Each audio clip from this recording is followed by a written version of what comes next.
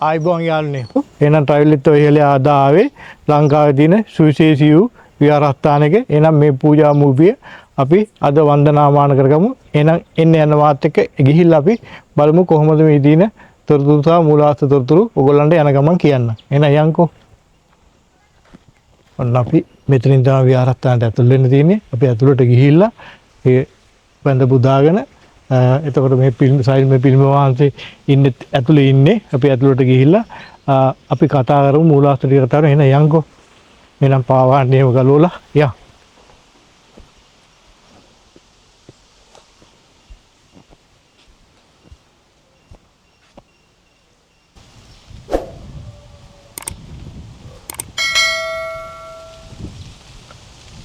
පහන් මළුව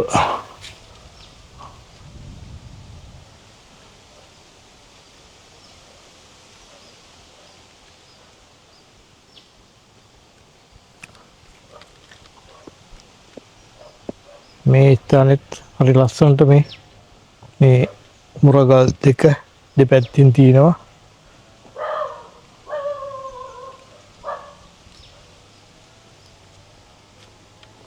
මේ තමයි උතුරු පැත්තෙන් ඇතුල් වෙන තියෙන දොරටුව.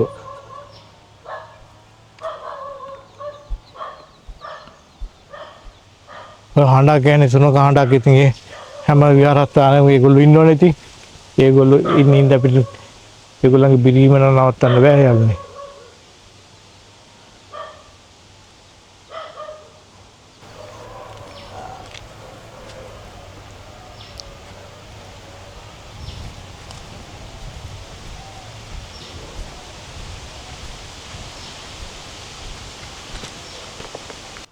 හරි අපූර්ව සඳකඩ පහනක් තියෙන.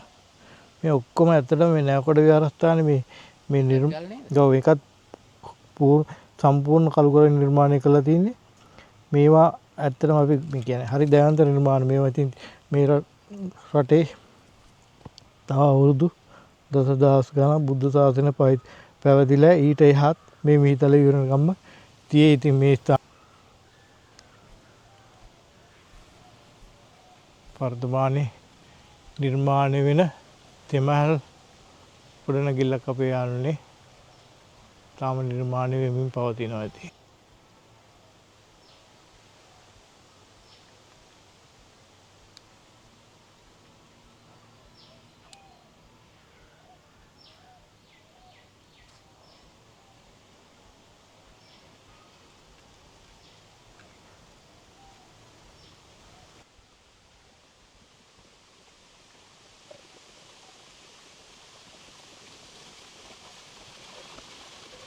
වැවයි දෑගබයි පන්තලයි දෙකම මේ ස්ථානයේ තියෙනවා. ඕගොල්ලන්ට ආන් අර ඈතින් පේන්නේ අපේ යාළුවනේ වැව තමයි පේන්නේ. ඕගොල්ලන්ට මේ ගණ්ඩාර කුරුල්ලත් එක්කම පේන්නේ වැව. අර වැවයි දෑගබයි ඔන්න මේ ස්ථානේ ඔන්න අපේ හෙළ ශ්‍රේෂ්ඨ ඉතිහාසයේ බෞද්ධයින් අතර තියෙන බොහොම වැදගත් වූ සාධකයක් තමයි වැවයි දෑගබයි විහාරයයි.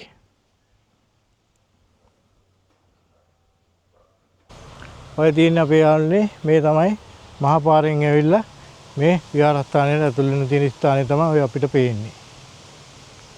මේක මේ කළු ගලක් උඩ තමයි මේ විහාරය නිර්මාණය වෙලා තියෙන්නේ. මේ හැමතැනම මේ කළු ගල තියෙන. ඉතින් අර පිළිම වාදනලා තියෙන කළු ගලක මේ ස්ථානයේ මේ චෛත්‍ය එන මේ සෑ රජුන් නිර්මාණය කරලා තියෙන්නේ මේ ගල උඩ තමයි. බොමළුවේ අසිරිය වින්දනේ අපි දැන් බොමළුවේ වන්දනාමාන කරලා අපි දැන් පහළට යනවා. ඉතින්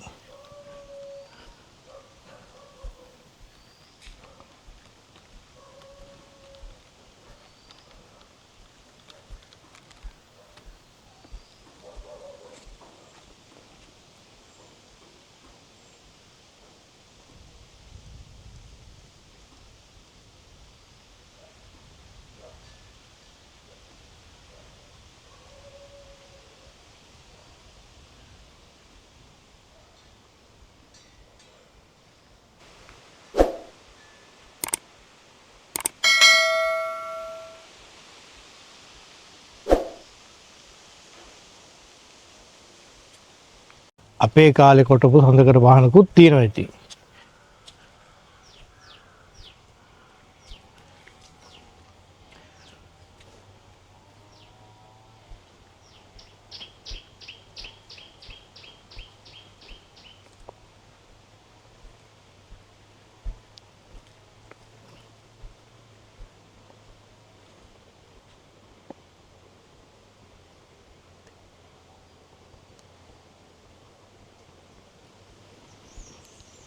මේ නැවකට විහාරස්ථාන දින පියාළුනේ චෛත්‍ය තමයි මේ සතරඥ ධාතුන් වහන්සේලා වඩම්මලා මම හිතන්නේ මේක තමයි පැරණිම මේ විහාරස්ථාන දින පැරණි චෛත්‍යයක් තමයි මේ. හරිම ලස්සනට තියෙනවා ඉතින්.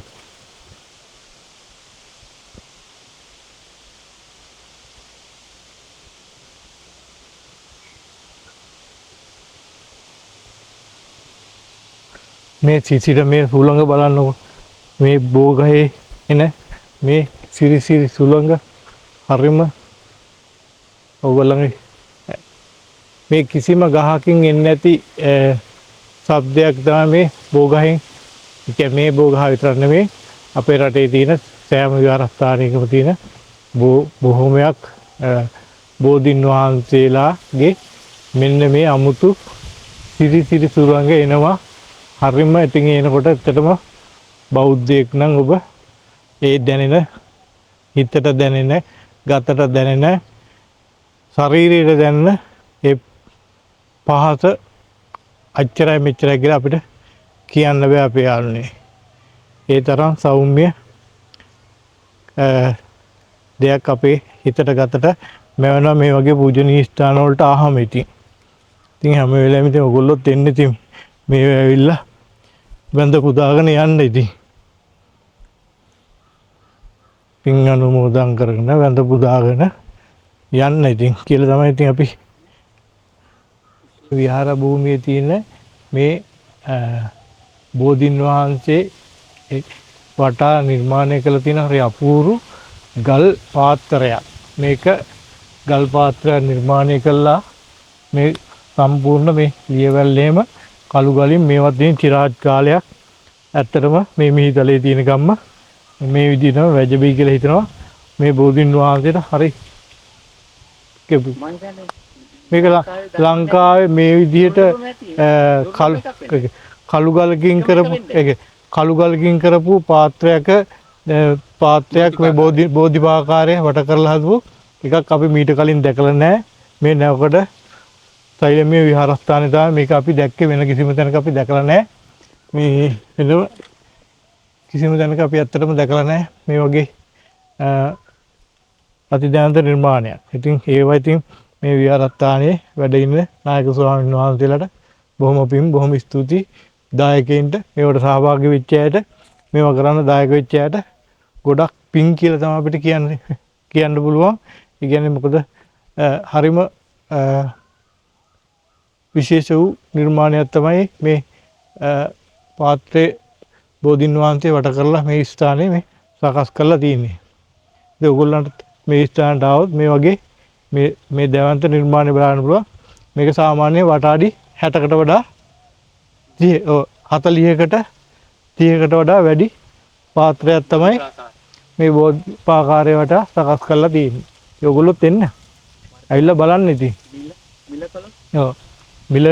මිල කර නොහැකි නිර්මාණයක්. ඇවිල්ලා මේ බෝධින් වහන්සේ වැඳ පුදාගෙන යන්න. හොයාගන්න අපහසු වුණත් බොහොම අමාරුවෙන් මූලාශ්‍ර ටික හොයාගෙන මේ ස්ථානට ආවා. මේ ස්ථානේ තමයි කුලියාපිටිය නැවකඩ සෙල්ගිරි රජමහා විහාරය. අපි දැන් මේ වන්දනාමාන කරන්න මේ බලන්න ආවේ ට්‍රැවලිත් වයියලයා ඕගොල්ලන්ටත් මේ වගේ සුවිශේෂී විහාරස්ථාන පෙන්වලා හැමදාම කරන්නේ අපේ රටේ හැංගිලා තියෙන සුවිශේෂී වූ විහාරස්ථාන ඕගොල්ලන්ට පෙන්වන එක තමයි මගේ කාර්යය සහ මගේ රාජකාරිය කියලා මම හිතාගෙන ඉන්නේ. ඒතර මට ලැබෙන ප්‍රතිචාරයත් එක්ක තමයි මම මේ වගේ අපහසු ගමනාන්ත යොදාගෙන ඕගොල්ලෝ වෙනුවෙන් අපි යන්නේ. එහෙනම් අපි දැන් ගිහිල්ලා පිල්ම වහන්සේ වන්දනාමාන කරලා අපි ඉතුරු මූලාශ්‍ර ටික අපි කතා කරමු. එහෙනම් යාළුවනේ අපි ගිහිල්ලා අපේ බුදු පියාණන් වහන්සේ වන්දනාමාන කරලා අපි මේ වැඩසටහන අපි කතා කරමු. මේ තියෙන මූලාශ්‍ර මහ විශාල මූලාශ්‍ර නැහැ අපිට දැනට හොයාගන්න. නමුත් තියෙන මූලාශ්‍ර ටික අපි කතා කරමු. ගිහිල්ලා වන්දනාමාන කරලා එමු.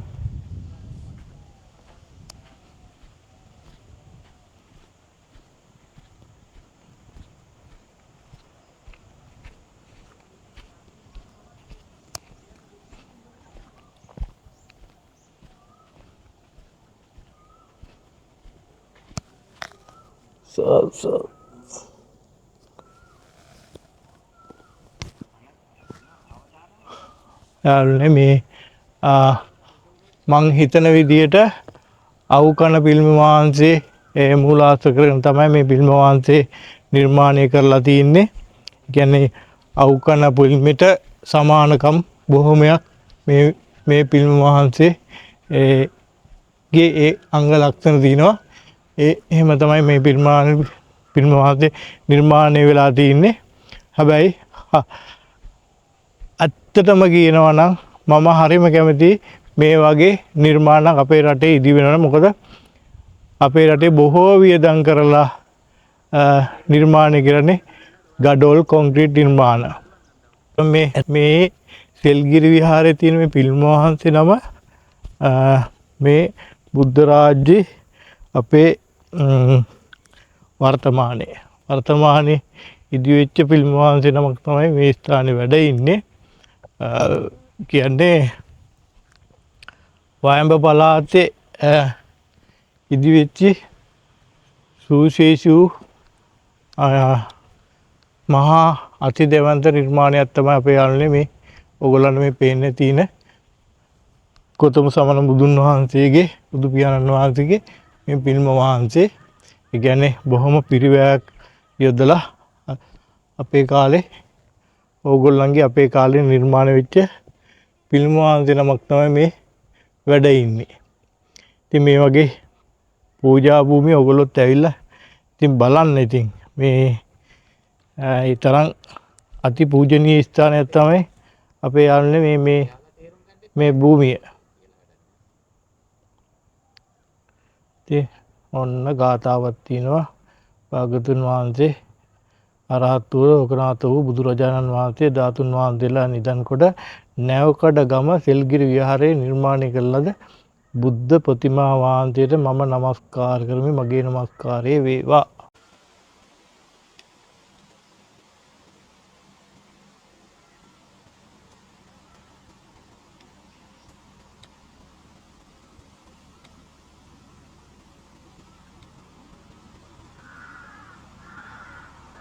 කිව්වේ දැන් මේ වගේ අතිදෙවන්ත නිර්මාණ අපේ යුගයේ නිර්මාණය කරලා තියෙනවා කියන්නේ අපිට මේ වගේ නිර්මාණයක් මේ මිහිතලයේ තියෙනකම්ම දැක ගන්න පුළුවන්කමක් තියෙයි. මොකද මේවා ගඩොල් නිර්මාණ නෙමෙයි මහා කළුගලක දෙවන්ත නිර්මාණයක්. අතිවිශාල වියදමක් දරලා මං හිතන්නේ කරලා තියෙන්නේ. මං හිතන්නේ එහෙම තමයි වෙලා තියෙන්නේ.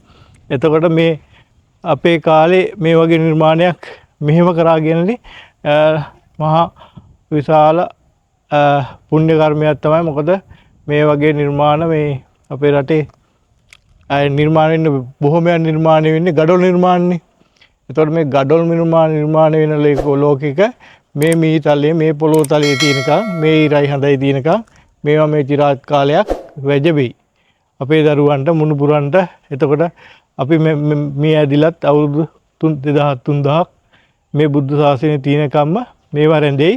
ඔය ගඩොල් නිර්මාණය කරලා කෝටි ගණන් වියදම් කරලා ප්‍රකෝටි ගණන් වියදම් කරලා බිලියන ගණන් වියදම් කරලා ගඩොල් නිර්මාණය කරන යුගයක මේ වගේ අතිදෙවන්ත නිර්මාණයක් කරා කියන්නේ ඉතින්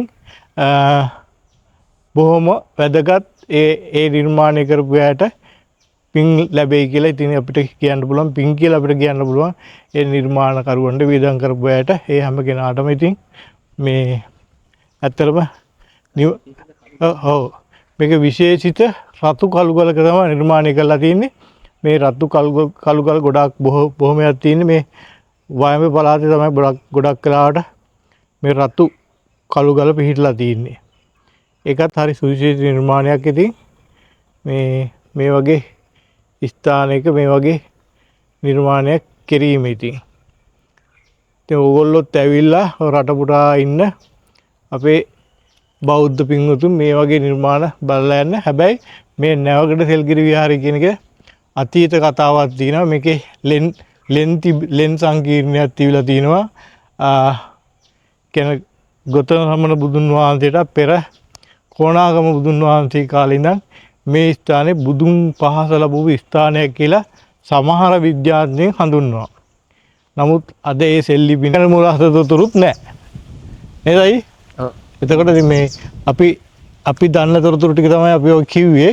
වර්තමාන නිර්මාණය. දැන් මේ ෆිල්ම් වහන්සේ වර්තමාන නිර්මාණයන්නේ. එතකොට තව අවුරුදු 15ක් නැහැනේ 15යි. 15ක් තමයි සම්පූර්ණ වෙන්නේ.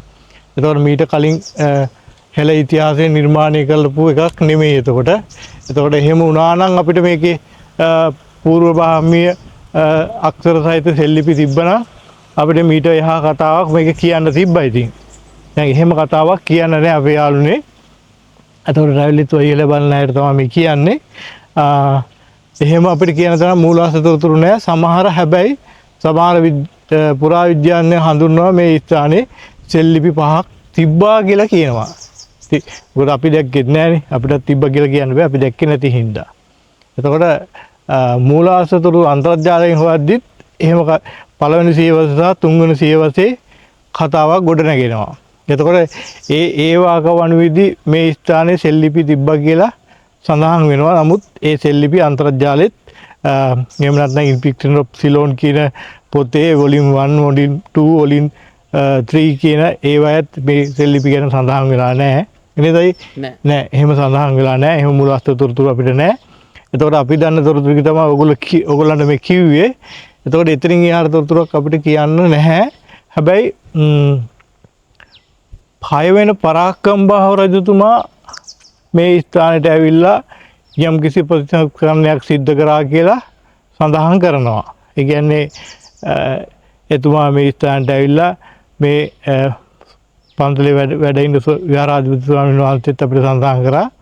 නේද කිව්වනේ මේ අපිට කිව්වා මේ මෙහෙම ප්‍රතිසංස්කරණ කටයුත්තක් එහෙම නැත්නම් විහාරස්ථානයේ කටයුත්තක්. එතකොට වැවක් හදපු කතාවක් එහෙම කතාවක් සරලව කිව්වා.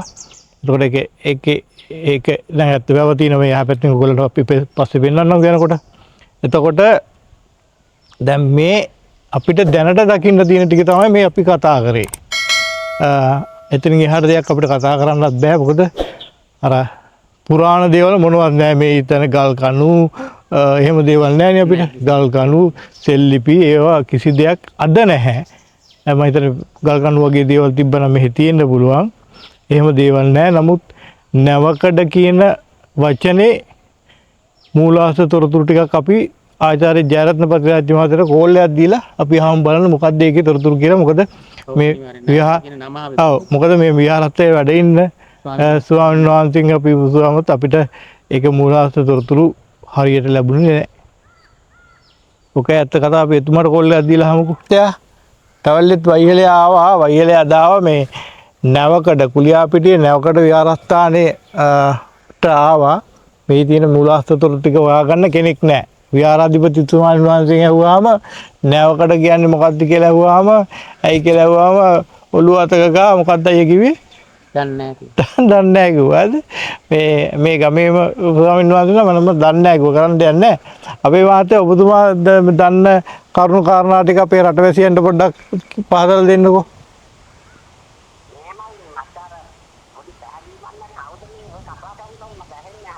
මම කතා කරන්නේ වයිහෙලයා. අන්න හරි. එයා තමයි මේ කතා කරන්නේ. මම ඉන්නේ වයම පළාතේ කුලියාපිටියේ උඩුබද්දාවේ නැවකඩ සෛලමේ මේ දෙල්ගිරි සෛලමේ විහාරේ. ඔව්. ඔව් ශ්‍රී ලංකාවේ. ඔව්. වයම පළාතේ කුරුණෑගල දිස්ත්‍රික්කයේ කුලියාපිටිය නැතිවන්න කොට්ටාසයේ උඩුබද්දාව පොලිස් ප්‍රදේශයේ නැවකඩ ග්‍රාම නිලධාරී වසමේ කියලා කිව්වනම් තමයි මම හරියන්නේ. ඔව්. මොකද ඒ වගේ තමයි ඉතින් ඔබතුමා කියන කතාව ඇත්ත. ඉන්නවා ඔයා යන්න ඕන මෙහෙමයි. කොළඹින් ගොඩියාගේ ලක්ෂයේ නැග්ගාම හමාවල පැත්තෙන් මාදම් පියාරා බුදුබල්ලාවෙන් බෑරා ඔතන අන්නෝගේ පාරවල යනවා යන්න පුළුවන්. ඔව්. ඒ බස් එකේ අංගෙත් කියන්න වෙයි වගේ සමහර විට. අනෝජක ගොඩියාගේ කියලා හරි කියන්නේ. කියන්න වෙනවා. අනුදේ කුලියා පිටි කියලා හරි කියන්න වෙනවා. ඔය කාර්ය කාර්ය. නම්බරේ වැවිදෙන්න නැත්නම් ඔය ඔව්. තරම් බඩු ඉන්නේ හොඳ. ඒක ඇත්ත ඇත්ත ඇත්ත. අන්දාරුනේ ඉන්නේ නැහැ කියලා හරි කියන්නේ නෑ. ඔව්. ඔව්. නැත්නම් එනේ එන පාන්න මම දරුවා මේ අර වෙන වැඩකට ගියොත් සමුද්‍ර විද්‍යාලයක වෙනම නාලිකාවක කොමෙන්ට් එකක් ගෙවුවා මම ඒක ඉස්සරහ පොඩි කොමෙන්ට් එකක් දැම්මා. හා හා. ඒක ආශ්චර්යයි මේ කිසිම අදාළකක් අත්දැකීම මම පොඩි කොමෙන්ට් එකක් දැම්මාම ඒකට කෙරේ ලියා තිබා රිප්ලයි එකක් අපච්චි මෑණියනි අපේ උඹතුමාට අමගයි කියලා. මොකද කරන්නේ අපි ඉතින්? මේ මගේ පොඩි උදාහරණයක් ගන්න පුළුවන් අර මාව ජීවත් කරගන්න දැන් මාගේ පඩිය වගන් කියන්නේ නැතුව මේ දෙයට කිව්වේ අර ආදායම නැහැ නේ මොකද මාගේ රුපියල් 1000 යන්නේ. ඔව්. නෝනමලා ඔක්කොම පඩි ගෙවන්නේ බෑ නෝනමලා ගන්න 1,20,000යි. ඔව් ඔව්. 90,000යි. ඔව්. මාළු කිලෝ රුපියල් 5,000යි. ඔව් ඔව්. එතකොට මාළු දිනක් කියලා වෙනවා. ඔව් ඔව්. එතකොට ඔව්. මෙතකොට මම ගිහින් කොහොමද මාළු කිලෝයක් ගත්තා රුපියල් 6,000යි මොනවද අපේ නෝනන් දෙන්නේ මේ වඩන්න මොනවද කියන්නේ පරාමාළු. පරාමාළු.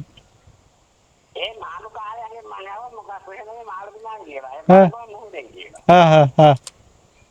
හලාවක මොහොතෙන් ගියා ඒ හලාවක මොහොතේ කරා ඒ කියන්නේ හලාවත බුද ලොකුයිද වෙනම එකක් දලාවත බුද? එහෙම නැව් වෙන්න පුළුවන් නැවකකට. ආහා ඒක තමයි මේ කතාව නේද? හරි හරි හරි හරි. ඒ කියන්නේ අත දවුණු 7,000කට කලින් තීරාම නැව් කියනවානේ. හා හා. අත දවුණු 7,000කට කලින් ලංකාවට ආවන් ක්‍රේඩමාරු දිගේ නැව්. ඔව්. ඒ නැව් ඇවිල්ලා මන්නාරමට ඇවිල්ලා මන්නාරමෙන් යන උඩ මන්නාරමෙන් දින උඩ පාරක් දෙන්න මේ අද නෝතනේ ශ්‍රී ලංකාවේ අගනවර ශ්‍රී ජයවර්ධන රෝඩේ ඉලවන්නා ඔයකම නැව් යන පාරක් තිබුණා. ඔව්. ඒක තිබුණේ මන්නාරමේ ඉඳලා. හා හා. ගොඩදිනේ. ඔව්. ඇල්ලා අන්තිමට පෑඩිය කොටින් මැදලා පෑඩිය කොටින් කලුවන්න පිටින් උඩහට ගිහිල්ලා කලු පාරම ගාවින් දැන් හැල්ලා කොට ට්‍රැක්ටර් කෝපරේෂන් හදලා නැහැ. එතකොට ඒ අර උඩ තමයි ට්‍රැක්ටර් කෝපරේෂන් එක තියෙන්නේ නේද? ඔව් එද ඔබතුමා ඔය කියන කතාවේදී සමා වෙන්න ඒ කියන්නේ දැන් ඔය පුත්තලමට එනවනේ අර ඇල පාරු ඇල ඒක සම්බන්ධ වෙන්නේ ඕකට නේද? ඔව් ඒක තමයි දැන් මන්නාරමේ ඉඳන් ඇවිල්ලා පුත්තලමට ඇවිල්ලා කාර්යතියාර ඇවිල්ලා ඊට පස්සේ තමයි මහදම්බෙට. ඔව්. මාදම්බේ මුදුගද්දාවරක් ඉතින් එනවා නාරාමල වඩාකට නැව්. හ්ම්. මාදම්බෙන් හරවලා උඩුගද්දාවරා පොලියා පිටිය නාරාමල වඩාකට එනකන් එනවා. පොඩුවක් ඇවිල්ලා නැහැ බයි හොඳේ. ඔව් ඔව්. එතකොට මෙහෙම එනකොට ඔය මහාංශව නැව් පඩෝපු නාවික රියදුරෝ. ඔව්. ඒගොල්ලන්ට කියන්නේ කැප්ටන් කියලා කියන්නේ. ඔව් කපිතාන්වරු. ඒ කපිතාන්වරුන්ට හඳුන්වනවා දැන් ඔය ලංකාවේ විශාලම ශිලාලේඛනයේ තියෙන නැව් පිළිබඳව එහෙම ලෝකයේ ලංකාවේ ලොකුම ගල්පොකුණ තියෙන්නේ කොණ්ඩාකල දිස්ත්‍රික්කයේ ආනමඩුව මැදිවන්න කොටාසේ සෝනිකර සහ පරමාකන්ද විහාරයටයි මේ මහා වනාන්තර භූමිය තමයි අධිකීය විශේෂාධික විශාලම ශිලාලේඛනයේ නැව් පිළිබඳව ලියා තියෙන එකතන තමයි හොඳද? එතකොට කාබන්තිස්ස රජතුමා කියන කෙනා ඒ කාලේ මහා විශාල නැව් රියදුරේ. ඔව්. හා හා. ශිලාලේඛනත් එක්ක තියෙන හොඳ බෝධාදගේ පුතා කාබන්තිස්ස කියන කෙනා කෙනෙක් නැව් සමාගමක් සයිඩින් මහා විශාල මහානික රියදුරේ කියන ශිලාලේඛනය තියෙනවා. හා. පරමාකන්ද විහාරය හොඳ. ඔව්. එතකොට දැන් අහන්නේ මොකක්ද පරියාජන පිස්සු මේ පොඩියාගේ නැවකට ගැන කතා කරන්නේ කියලා මොකද පරමාකන්ද විහාරය කියන්නේ. නැත්තම් ගමන් මාර්ගේ මේ වර්තමානයේ මේ බස් එකේ නම්බරෙත් එක කියලා එන්න බැරි මිනිසුන්ට මේ කතාව කොහෙද තේරුම් ගන්නද? කොහොම කිව්වේ නැත්තම්? ඔව් එතකොට ඔය ආපු නැව් කැලින්න ඇවිල්ලා එතකොට ඔතන මුදුන් වැඩ හිටපු මේ මහා විශාල ගල් පර්වතයක් තිබුණා. විශාල ගල් පර්වතයක් හොඳ. හා හා එතකොට ඒ ගල් පර්වතයේ මුදුවරු මොනිවරු ඍෂිවරු වමා එනවා. ඒ දැන් නැබකට දැන් අමුදෙන් බුදුදුනියක් හදුවා මේ නැබගෙදී දැන් අවුරුදු 8කට නිර්මාණය කළා. ඔය අනුරාධපුර පැත්තේ මහා අෂ්ටපිරිය දෙනෝ රාජ් නැති ඉස්කෝලේ ගිහින් නැති තිරේවා ගිහින් නැති කිසිම අධ්‍යාපනයක් නැති විශ්වනාථ කෙනෙක් කොමාරි කරගිලා ඔතෙන් ආවා පියාංකෝ. හා හා ඇරිලා අතන දින ඔක්කොම ගලවලා ඔතන සෙල්ලු පිටි ඔක්කොම වහලා පොය අම්බල හැදුවා. හා හා හා ඔතන තියෙනවා අවුරු 10000 ගානක් තන්නේ ශිලාලේඛන නැවුරියද උනෝ කරපුවා. ඔතන මහා විශාල නැබකට වැවදිලා වැවක් තියෙනවා. දැන් එතකොට දැන් කියන්නේ මොකද්ද මේ සකල කලාවල්ලගේ නෑවලු ඔතන. ඔව් ඒ ඊපස්සේ සකල කලාවල්ල දුක නෙමෙයි අදට අවුරුදු 2000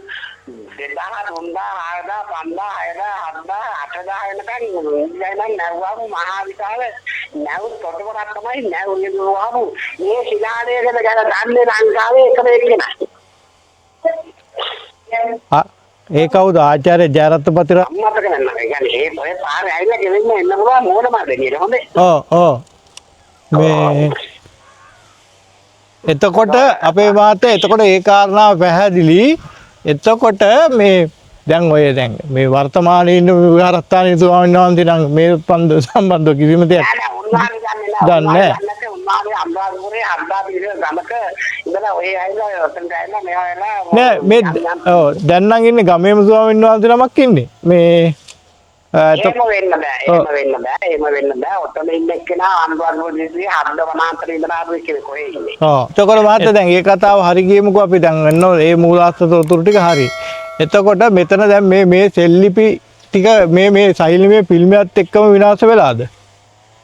නෑ විනාශ වෙලා පල්ලෙහා තියෙනවා මේ යම් කිසිමක වහලා දාලා මේ ආරක්ෂක හේතු මත වහලා තියෙන්නේ. අතුනානම් ඔය දෙල්ලින් අතුනානම් ඔය ආන්දෝලන විහාරය කරන්න හම්බ වෙන්නේ නැහැ. පුරාවිද්‍යා දෙපාර්තමේන්තුවේ පුරාවිද්‍යා ඉන්න එකෙක් පුරාවිද්‍යා දෙපාර්තමේන්තුවේ වැඩ කරන එකෙක් දන්නේ නැහැ. ගමේ ඉන්න ගාමරේක දන්නේ නැහැ. මම මේ වඩ කියන්නේ ගමේ ඉන්න ගාමරේක දන්නේ නැහැ. දිසාපති දන්නේ නැහැ. පොලිසිය වයින් දන්නේ නැහැ. පුරාවිද්‍යා වැඩ කරන එකෙක්වත් දන්නේ නැහැ. ඔක්කොම දෙල්ලි පිළිවෙලක් දන්නේ මහාචාර්ය ගල්වයි විමනගන් දිහානුව ජයරත්න පදයාචි විතරයි.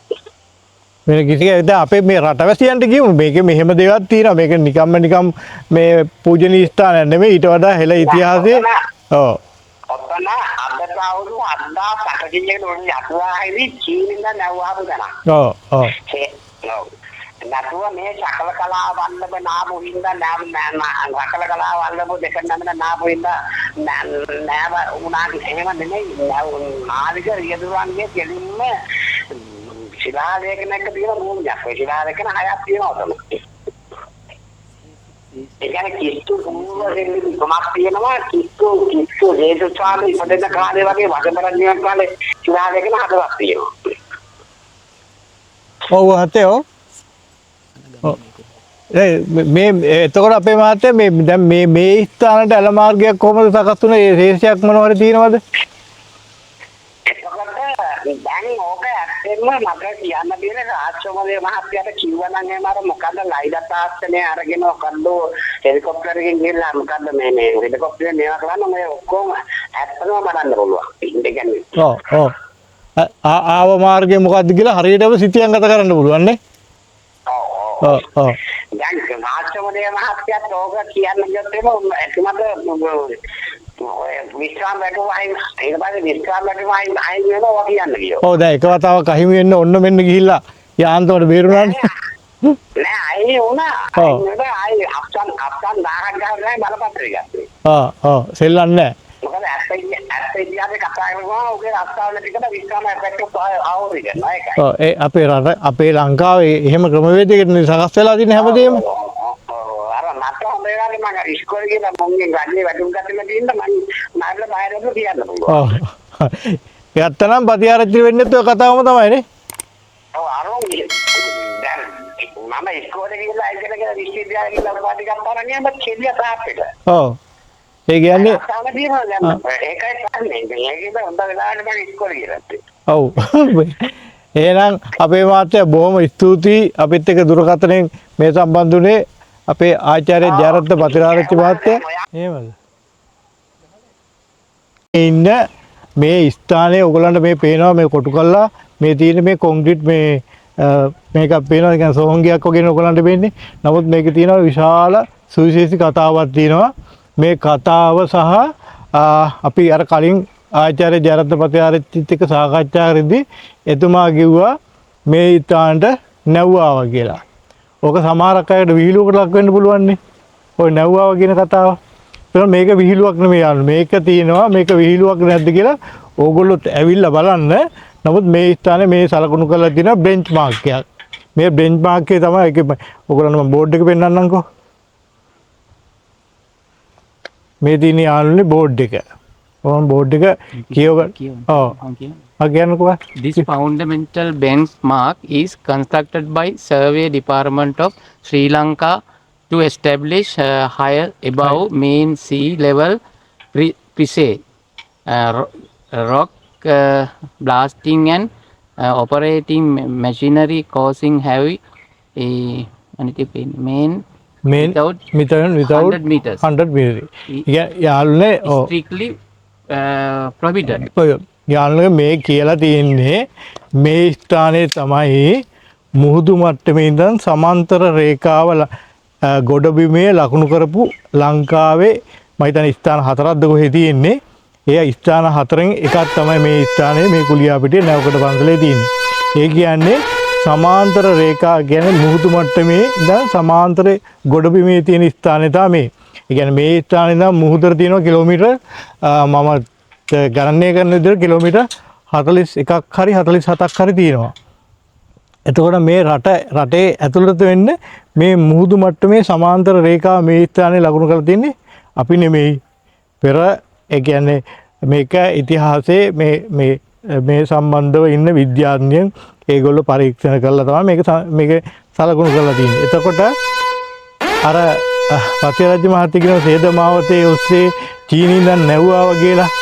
එතකොට මේකේ මේ ස්ථානයේ මෙතනින් එහා පැත්තේ අල මාර්ග ඕන් තරම් තියෙනවා. ඒවා අද දැන් ගොඩ වෙලා වැහිලා තියෙන්නේ. නමුත් මේක තමයි ප්‍රධානම සාධකේ සමාන්තර 0 පොයින්ට් එක තමයි මේ ගොඩබිමේ. එතකොට මෙතනට නැවක් හරි බෝට්ටුවක් හරි ඒ කාලේ තිබ්බ කියන්නේ මුහුදේ පාවෙන්න පුළුවන් බෝට්ටු ඔරු නැව් හරි මොනවා හරි රුවල් නැව් හරි දෙයක් මේ ස්ථානට ආවා කියලා අපිට ප්‍රධානම ඔප්පු කර හැකි සාධකය තමයි මේ. ඕගොල්ලොත් එන්න. ඇවිල්ලා බලන්න ඉතින්. අපේ රටේ තියෙන සුවිශේෂී වූ හැංගිලා තියෙන දේවල්. මේ හැංගිච්ච දෙයක් ගැන තමයි කතා කරේ. මේවා කවුරුත් කතා කරන්නේ නැහැ. ඕන්න මේ විහාරස්ථානට වැඳ පුදාගනි යයි.